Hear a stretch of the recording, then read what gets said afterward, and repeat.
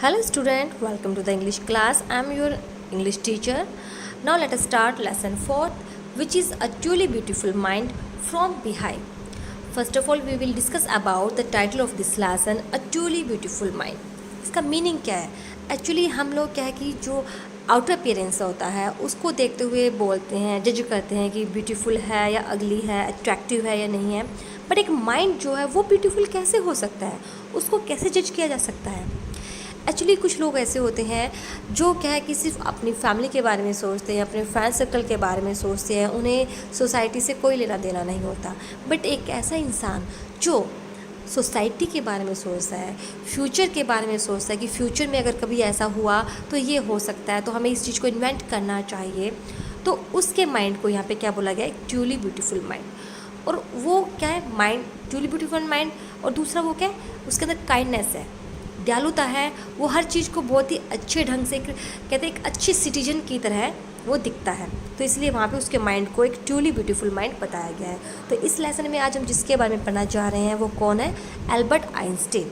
तो इस लेसन में हम क्या पढ़ेंगे? This lesson describes the life and achievement of Albert Einstein. हम इसमें एल्बर्ट आइंस्टीन ने जो जो अचीवमेंट्स उन्होंने हासिल किए हैं उसके बारे में हम इस लेसन में पढ़ेंगे. एक्चुअली स्टूडेंट्स, ये जो एल्बर्ट आइंस्टीन थे बचपन में ये फ्रिक लगते थे. मीन्स इनकी जो मदर थी, इनका बड़ा सिर था तो वो उन्हें फ्रिक समझती थी. मीन्स वो देखने में इतने अट्रैक्टिव हैंडसम नहीं थे. और यहाँ तक कि इनके हेडमास्टर ने भी एक बार इनके पेरेंट्स को बोल दिया था कि जो आपका बच्चा है लाइफ में कुछ खास नहीं कर पाएगा. लेकिन उन्हें ये नहीं पता था कि यही बच्चा जो कि देखने में इतना इंटेलिजेंट नहीं लग रहा था, इन्होंने अपनी इंटेलिजेंसी से साइंस के वर्ल्ड में स्टॉर्म ला दिया था. One of his famous paper of 1905 was Einstein's special theory of relativity. It described the time and distance are not absolute. He established the relationship between mass and energy by his famous formula E is equal to mc square. इन्होंने इस formula को क्या, इस फार्मूले के through इन्होंने बताना चाहा था कि मात्रा और ऊर्जा के संबंध को इन्होंने व्यक्त किया था इस फार्मूला के थ्रू. और इन 1915 में आइंस्टीन ने अपने सापेक्षता के साधारण सिद्धांत को प्रकाशित किया था. अखबारों ने उसकी खोज को एक वैज्ञानिक क्रांति का नाम दिया था. और 1921 में आइंस्टीन को एक भौतिक विज्ञान के लिए नोबेल पुरस्कार से सम्मानित किया गया था और सारे संसार में उसे सम्मान दिया गया था. मीन्स ये वही लड़का था जिसको हेडमास्टर ने बोल दिया था कि ये लाइफ में कुछ नहीं करेगा. बट उन्हें नहीं पता था कि इन्होंने लाइफ में कितनी अचीवमेंट्स इन्होंने अचीव किए थे. तो चलिए स्टूडेंट, हम सबसे पहले ये देखते हैं, Who do you think of when you hear the word genius? जब हम ये वर्ड सुनते हैं जीनियस, तो हमारे माइंड में क्या आता है? जीनियस कौन होता है? हम सोचते हैं कि जीनियस वही होता है जो इंटेलिजेंट होता है, IQ लेवल बहुत अच्छा होता है, जिसका GK बहुत अच्छा है, जनरल नॉलेज बहुत अच्छी है उसमें, और उसका ऑल सब्जेक्ट्स जो पे उसको बहुत अच्छी पकड़ है. मीन्स उसको वो हर सब्जेक्ट्स में क्या है? इंटेलिजेंट है. तो स्टूडेंट्स, ये तो होता ही होता है. साथ में उसके अंदर क्या क्वालिटीज़ होनी चाहिए? काइंड होना चाहिए उसके अंदर, और बिटरमेंट और एडजस्टमेंट. बिटरमेंट मतलब उसको क्या है? सोसाइटी की वेलफेयर के बारे में भी उसे सोचना चाहिए. Who is genius? What qualities do you think a genius has? तो हम मानते हैं कि जीनियस में इन सब के साथ साथ वेलफेयर की भी क्वालिटीज़ होनी चाहिए. We shall now read about a young German civil servant who took the world by storm about 100 years ago, जिन्होंने साइंस के वर्ल्ड में एक भूचाल ला दिया था, एक तूफान ला दिया था. In the summer of 1905 the 26-year-old published in quick succession for groundbreaking paper about light, the motion of particles, the electrodynamics of moving bodies and energy. इस तरह से उन्होंने 4 पेपर्स का डिस्कवर किया था. और इस लेसन में हम इन्हीं की अचीवमेंट्स के बारे में पढ़ेंगे. उन्होंने किस किस ईयर में क्या क्या अचीवमेंट्स हासिल की थी. Now let us start. First stanza. Albert Einstein was born on 14 March 1879 in the German city of Ulm without any indication that he was destined for greatness. On the contrary, his mother thought Albert was a freak. To her, his head seemed much too large. Albert Einstein का जन्म German शहर उल्म में 14 मार्च 1879 में हुआ था। बिना इस लक्ष्य कि वह भविष्य में महानता को हासिल करेगा, किसी को नहीं पता था कि भविष्य में क्या बनेगा। वो एक नॉर्मल लगता था, बल्कि नॉर्मल से अलग ही लगता था, क्योंकि वो रिपीट करता था बात को, और सिर भी उसका थोड़ा बहुत बड़ा था। तो उसकी मदर जो थी उसको वो एक अलग तरह से लगता था। इसके विपरीत उसकी माँ उसे एक अजीब डरावनी चीज़ समझती थी, क्योंकि बहुत बड़ा उसका जो हेड था बड़ा था। उसके लिहाज में उसका सिर बहुत बड़ा दिखाई देता था, उसे लगता था, तो उसे फ्रिक समझती थी। At the age of 2.5 Einstein still was not talking. 2.5 साल तक जो था आइंस्टीन जो थे बोलना नहीं सीखे थे। When he finally did learn to speak, he uttered everything twice. जब वो फाइनली बोलना सीख गए 2.5 साल के बाद, तो वो हर बात को रिपीट करते थे 2 बार। Einstein did not know how what to do with other children, and his playmates called him brother boring. So the youngster played by himself much of the time. He especially loved mechanical toys. Looking at his newborn sister Maja, he is said to have said, "Fine, but where are her wheels?" तो इसमें बताया गया कि 2.5 साल की उम्र में Einstein अब भी बात नहीं करता था। जब आखिर में उसने बोलना सीखा तो प्रत्येक चीज़ को 2 बार बोलता था। आइंस्टीन यह नहीं जानता था कि वह दूसरे बच्चों का क्या करे, और उसके साथ खेलने वाले बच्चे उसे ब्रदर बोरिंग कहकर पुकारते थे। उसे खेलना नहीं आता था। वो मैकेनिकल टॉयज से ही खेलता था, बट उसे बच्चों को क्या कहते उसे नहीं पता था। इसलिए छोटा बच्चा आइंस्टीन अधिकतर समय अकेले में ही खेलता रहता था। उसे नहीं पता था बच्चों के साथ कैसे खेलना होता है। उसे विशेषकर मशीनी खिलौने जो थे अधिक पसंद थे। जब एक बार उसकी जो बहन थी, नवजात बहन थी माजा की, और वो देखते हुए उसने कहा, खूब, लेकिन उसके पहिए कहाँ हैं। मीन्स वो अपनी बहन जिसका अभी जन्म हुआ था उसे भी पूछता था कि इसके पहिए कहाँ हैं, क्योंकि वो हर किसी चीज़ को मैकेनिकल टॉय समझता था। तो उसे लगा कि इसके पहिए नहीं दिख रहे हैं। A headmaster once told his father that what Einstein chose as a profession would not matter because he will never make a success at any time. Einstein began learning to play the violin at the age of 6 because his mother wanted him to. He later became a gifted amateur violinist, maintaining this skill throughout his world. जैसे कि मैंने आपको पहले बताया था, एक headmaster ने एक बार उसके पिता को कहा कि आइंस्टीन चाहे किसी भी व्यवसाय को चुने, इससे कोई फ़र्क नहीं पड़ता, वुड नॉट मैटर। क्यों? क्योंकि वह किसी भी व्यवसाय में सफल नहीं होगा। He will never make a success at any, किसी भी व्यवसाय में सफल नहीं होगा। आइंस्टीन ने 6 की उम्र में वायलिन बजाना सीखना शुरू किया, क्योंकि उसकी माँ चाहती थी कि वह ऐसा करे, तो अपनी मदर के कहने पर उसने ऐसा सीखा। His mother wanted him to. बाद में वह एक प्रतिभाशाली शौकीनी वायलिनिक वादक बना, बल्कि शौकीनी था, एमेच्योर होता है, doing something for personal enjoyment rather than as a profession. एक प्रोफेशन के बजाय बस एक पर्सनल एंजॉयमेंट के लिए उन्होंने सीखा था। उसने इस दक्षता को अपने संपूर्ण जीवन में कायम रखा, मीन्स अपने पूरे जीवन में उसने इस चीज़ को कायम रखा।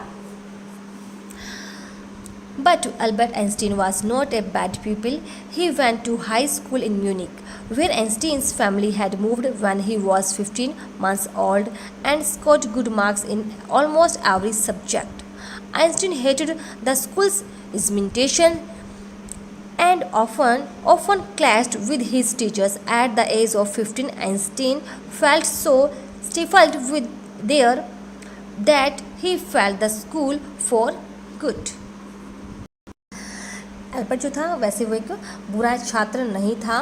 वह he went to high school in Munich, वह म्यूनिक के हाई स्कूल में गया, जहाँ उसका परिवार रहने के लिए गया था। जब उसकी आयु कितनी थी? 15 मंथ्स ओल्ड, यानी 15 साल का था।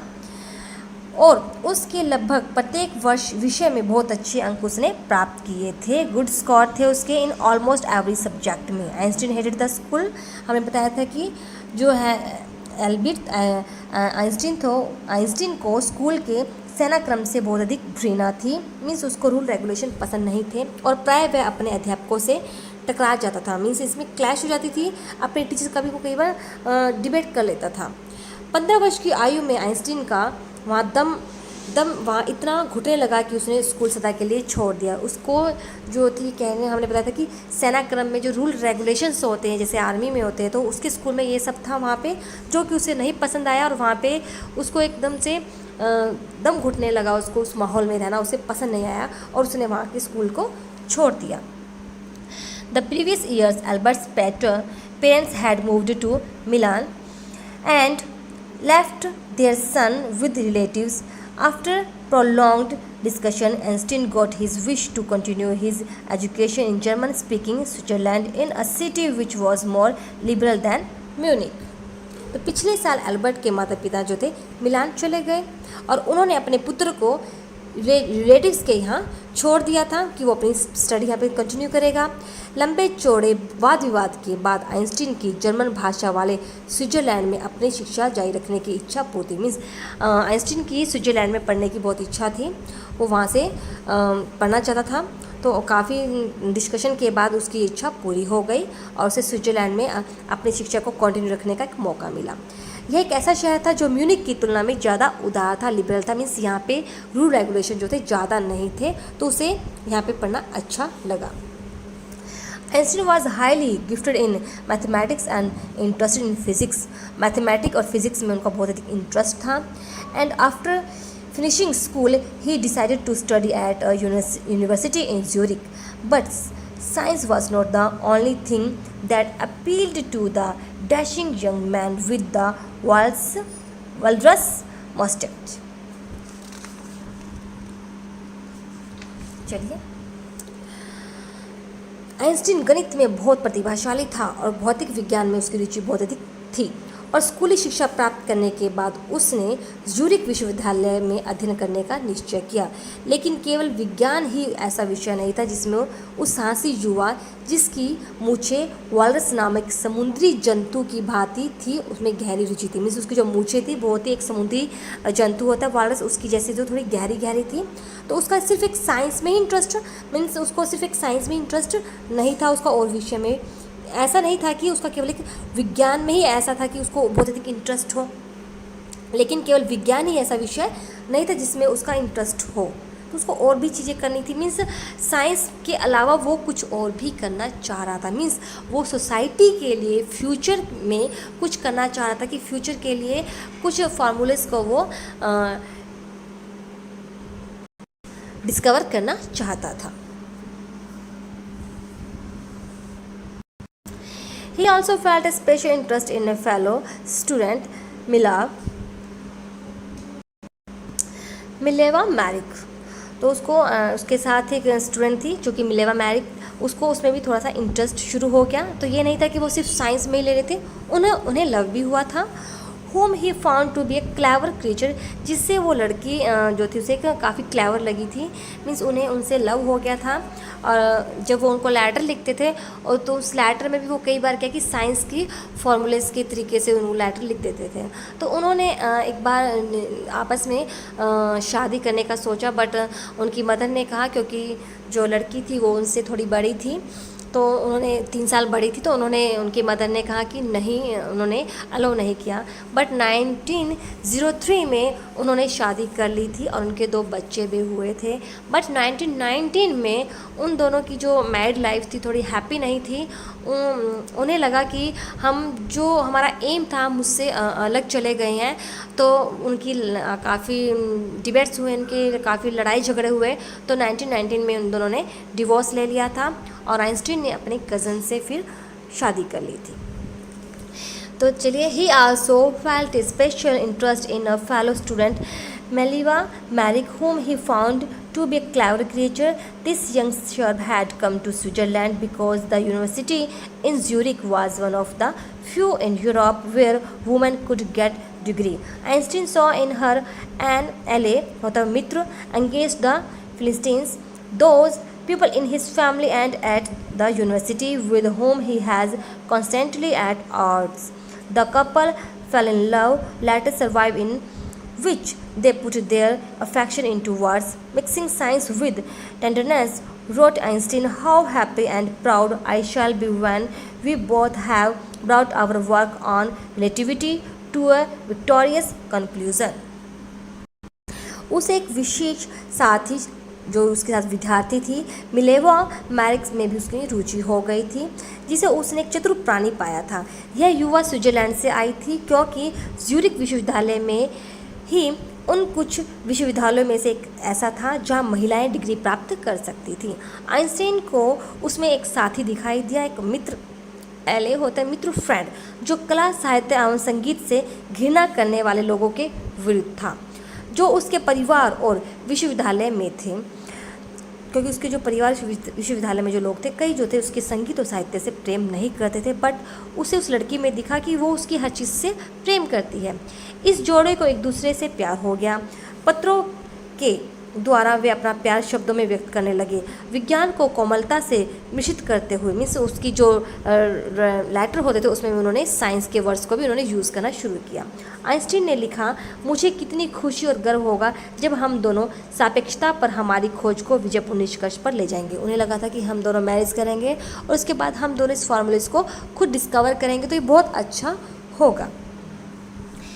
In 1900, at the age of 21, Albert Einstein was a university graduate and unemployed. He worked as a teaching assistant, gave private lessons, and finally secured a job in 1902 as a technical expert in the patent office in Bern. While he was supposed to be assessing other people's inventions, Einstein was actually developing his own ideas in secret. He is said to have jokingly called his desk drawer at work of the Bureau of Theoretical Physics. तो जो Einstein थे, जो पहले graduation के बाद जो थे उन्हें नौकरी नहीं मिली, बट बाद में उन्हें नौकरी मिल गई थी। बट उसके अलावा उनका एक डेस्क होता था, वहाँ पे एक ड्रॉर होता था, उसमें वो अपने पर्सनल चीज़ों को जो थे इन्वेंट्स करते रहते थे। तो इन 1900 में 21 वर्ष की आयु में एल्बर्ट एक विश्वविद्यालय का ग्रेजुएट था, लेकिन बेरोजगार था। उसने एक टीचिंग असिस्टेंट के रूप में काम किया, प्राइवेट ट्यूशनें की और अंत में 1902 में एक तकनीकी एक्सपर्ट के रूप में बर्न में एक नौकरी प्राप्त कर ली, जबकि वह दूसरे लोगों के आविष्कारों का मूल्यांकन करता था। मीन्स जो दूसरे लोग आविष्कार करते थे उनको वो मूल्यांकन करता था। आइंस्टीन वास्तव में गुप्त रूप से मीन्स गुप्त रूप से अपने विचारों को भी विकसित कर रहा था। मीन्स ये नहीं कि वह दूसरे लोगों के लिए काम करता, खुद का भी वो काम कर रहा था। मजाक में वह अपने डेस्क की दराज को ब्यूरो ऑफ थियोरेटिकल भौतिकी बताया करता था। One of the famous paper of 1905 was Einstein's special theory of relativity, according to which time and distance are not absolute. Indeed, two perfectly accurate clock will not continue to show the same time if they come together again after a journey, if one of them has been moving very fast relative to the other. From this flowed the world's most famous formula which describe the relationship between mass and energy. तो 1905 के प्रसिद्ध पेपरों में से मैंने बताया था पहले, उन्होंने कुछ पेपर्स जो थे डिस्कवर किए थे। तो 1905 के प्रसिद्ध पेपरों में से एक आइंस्टाइन की विशेष सापेक्षता का सिद्धांत था, जिसके अनुसार समय और दूरी निश्चित नहीं होते हैं। समय और जो दूरी है वो निश्चित नहीं होते हैं। वास्तव में दो पूर्ण रूप से ठीक समय वाली घड़ियाँ एक ही समय दर्शाना जारी नहीं रखेगी। यदि एक यात्रा के बाद फिर से एक समय से समय पर आ जाए, मीन्स एक यात्रा के बाद फिर से एक से समय पर आ जाए, यदि उनमें से एक दूसरी की तुलना में ज़्यादा तेज चले, इससे संसार का सबसे महत्वपूर्ण फार्मूला बना जो मात्रा और ऊर्जा से परस्पर संबंध बताता है। इस प्रकार से उन्होंने फिजिक्स और मैथ्स से और साइंस से रिलेटेड कुछ फार्मूलाज को उन्होंने इन्वेंट किया था। तो आज की इस वीडियो में स्टूडेंट हम हाफ पार्ट करेंगे और हाफ पार्ट हम नेक्स्ट वीडियो में करेंगे। ओके।